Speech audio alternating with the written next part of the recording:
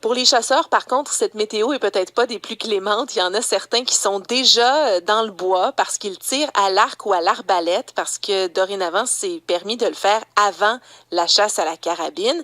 Mais pour les passionnés de tout type de chasse et de plein air, Martin Laure et Philippe Fortier, prendre son temps, ça fait aussi partie du rituel. On les a appelés des gentlemen chasseurs qui font vraiment différents types de chasse pendant toute l'année et ils ont décidé de mettre ça sur le web, de se filmer du début jusqu'à la fin, donc même jusqu'à ce qu'ils font pour mettre dans l'assiette. Émilie Parent-Bouchard a rencontré l'équipe de Team Aim Straight Bow Hunters cet après-midi à Montbrun. Elle leur a d'abord demandé comment la passion de la chasse s'intégrait dans leur quotidien. Voici cet entretien.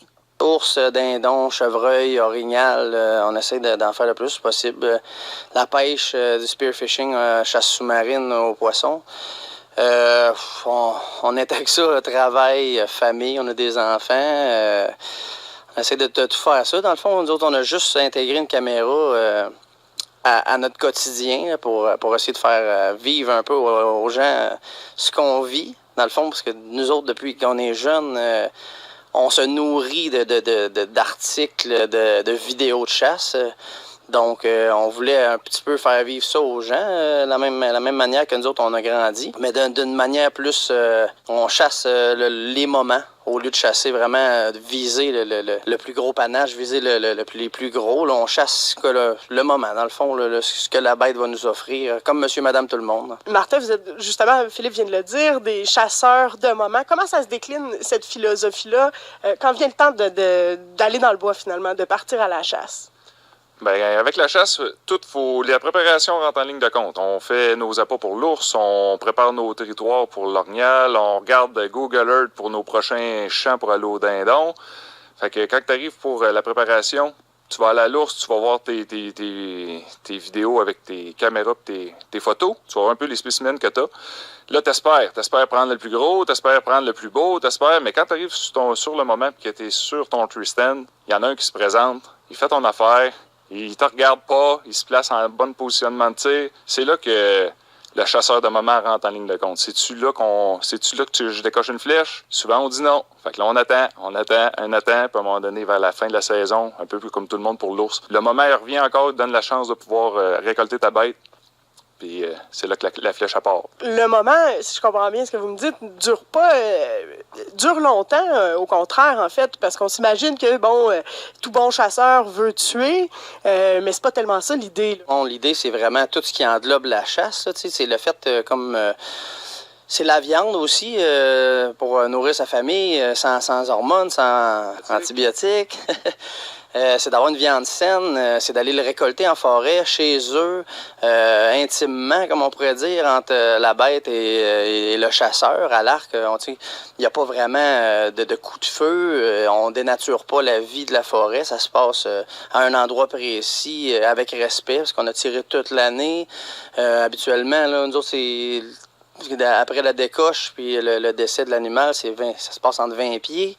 Donc, il n'y a pas de souffrance. On est capable de vivre ce moment-là toute l'année, dans le fond, parce que là, après ça, on peut manger, on partage avec la famille, avec les amis. Là, on fait de la transformation de viande sauvage. On faisait ça depuis longtemps.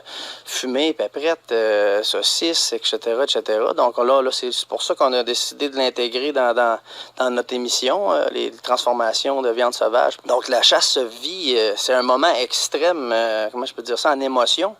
À l'instant de récolter. Dans le fond, tout le travail qu'on a mis, on est épuisé physiquement, mentalement. Quand ce moment-là apparaît, là, c'est un high terrible. C'est la meilleure drogue au monde. Donc après ça, la chasse finit, tout le monde retourne en ville, puis là on pense que c'est tout fini. Ben non, on se fait un bon repas entre amis, et là on vit tous les moments, puis là, il y a de l'ours, il y a du chevreuil, il y a de l'orignal, donc on le vit à l'année complète. Pourquoi intégrer la vidéo à ça? Je veux dire, de partir, ça pourrait être suffisant de le faire. On est chez vous, Martin, à Montbrun. Le terrain de jeu est juste devant la maison. Pourquoi finalement intégrer la caméra à tout ça? Est-ce que ça manquait finalement dans le paysage québécois? Avant, on avait les photos. Fait qu'on prenait des photos. On prenait des photos de la bête une fois abattue. Puis très peu de personnes faisaient des vidéos. Maintenant, les vidéos, c'est rendu assez commun dans le domaine de la chasse. Puis en même temps, ça fait des vidéos, des souvenirs pour nous. Quand on parle de souper, on peut tout remontrer la chasse qui s'est passée. Puis pourquoi pas le montrer publiquement un petit peu. Si on est capable de faire des bons shootings, mais ça va faire des belles images, puis le monde va être intéressé à regarder ça un peu plus. Ça fait quoi, 4 jours que la chasse à l'arc est ouverte? Vous êtes allé déjà un peu, vous êtes sorti en forêt. Pourquoi choisir de chasser à l'arc? Et puis comment vous vous sentez, là, est-ce qu'il y a une certaine fébrilité là, quand la chasse ouvre? Aussitôt que la chasse se termine, la fébrilité commence jusqu'à l'année d'après. C'est les papillons, c'est comme on est parti hier, on a fait une journée complète de prospection en chassant, parce que dans le fond, c'était un territoire nouveau. Hier, à l'Orignal, à 3 heures, j'étais debout, là, je n'étais plus capable de dormir, je regardais mon cadran en espérant qu'il sonne. Donc, c'est vraiment, c'est une maladie quasiment. La préparation est aussi le fun que la chasse en elle-même. Fait que tu peux rêver de ça toute ton année complète. Planifier tes choses, comme je disais, un peu sur Google Earth, les maps, ton terrain, installer les salines. Là, c'est la frénésie. Là. Quand l'ouverture, elle arrive, là, tout le monde est prêt. Puis on rentre dans le bois, puis on espère que pour l'Orignal, 60 pouces apparaît dans la première journée, premier coup de call, boum, ça tombe. Et c'est souvent pas ça qui arrive. Comme hier, on a vu seulement que des pistes. On était là juste une journée, mais c'est une journée que j'oublierai jamais de ma vie. La nature nous a offert hier une belle brume sur la rivière. On a fait des méchantes belles images.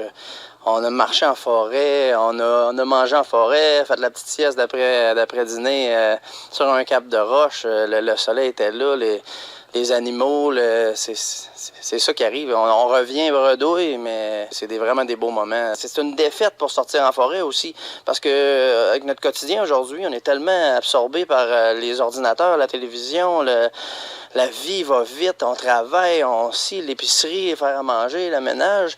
Là, c'est une défaite vraiment là, pour se dire, hop, je m'en vais à la chasse, j'ai pas le choix d'aller dans le bois. Donc, c'est des moments qu'on passe. On oublie les factures, on oublie Hydro-Québec, on oublie tout ce qui englobe le stress de la vie. Pour un moment, ça disparaît. Vous êtes des gentlemen chasseurs. À quelque part, vous cuisinez vos prises. Il y a des vidéos sur l'achigan fumé, par exemple, ou le doré fumé. Il y a une inspiration culinaire aussi à travers ça. Moi, j'ai fait ma technique d'hôtellerie. En faisant ça, je me suis rendu compte que c'était la cuisine qui m'intéressait. Après ça, j'ai fait mon cours de cuisine. Après ça, j'ai travaillé avec des grands chefs à Montréal. On a participé à la conception des revues, des choses comme ça, pour les recettes. J'ai continué à faire ça. Martin fait ça aussi. Les deux, on tripe sur ça. Donc, on s'est challengé des recettes. Puis finalement, pour combler un peu les chasses sur les Team Aim Straight Bow Hunters, si je peux revenir à ça, on comblé... on n'a pas toujours beaucoup de chasse. Il y a des trous. On veut livrer beaucoup de marchandises pour que le monde ait beaucoup de stock à regarder. Donc, on a intégré les chroniques de transformation de viande sauvage pour ça, pour s'amuser. Puis pour compléter, finalement, ça a pogné quand même assez beaucoup. Donc là, on continue à se challenger. La saison du fumoir va se terminer pour cet été. Donc là, on va rentrer plus dans la cuisine à l'intérieur. Ça va être des cuisines bien plus simples, plus tripantes pour tout le monde. On vous suit donc sur Facebook ainsi que sur YouTube. Team 8 Straight Bow Hunters. Philippe Fortier, Martin Laure, merci beaucoup. Bonne chasse!